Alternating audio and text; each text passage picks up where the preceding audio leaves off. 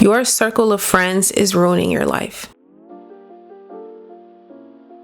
God is calling you to remove people. We are the average of who we surround ourselves with, and having the wrong circle around you will become detrimental to you in the long run. So I'm going to share with you some signs that it's time for you to isolate. So one of the signs that it may be time for you to isolate is that you guys are not interested in the same things.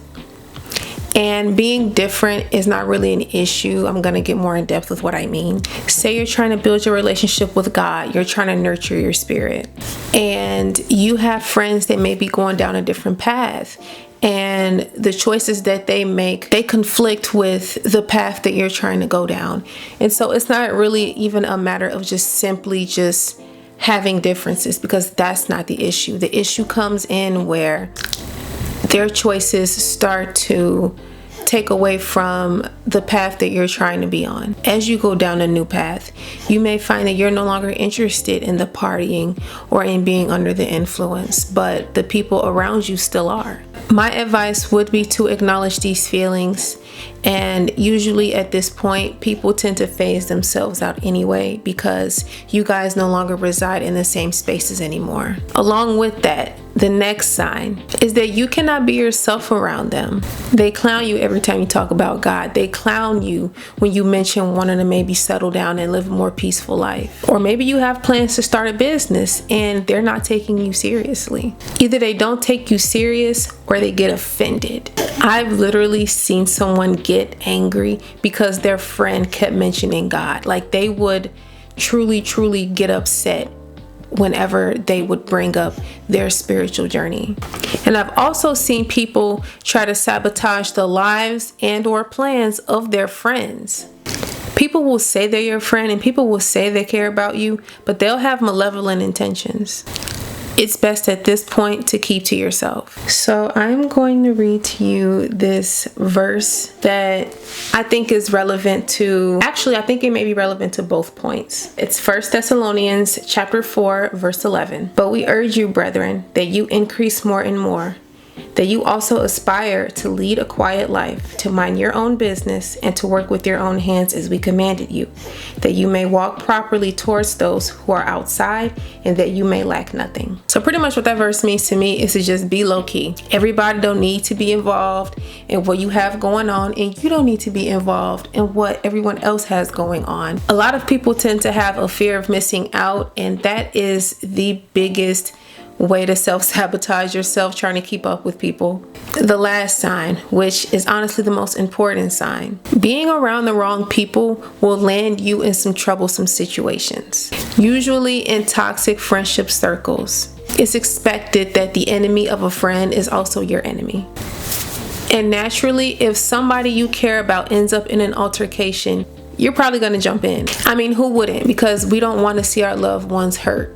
With that being said, though, just because I care about you and I am willing to help protect you from certain things, that does not mean you put me in situations to where I have to continuously do that. The people who are around me, if they end up in a situation where I may have to protect them, I will genuinely know it is not because they were the problem or because they went out looking for trouble. Being surrounded around the wrong people, you will end up in trouble that you didn't even ask for or that was completely avoidable.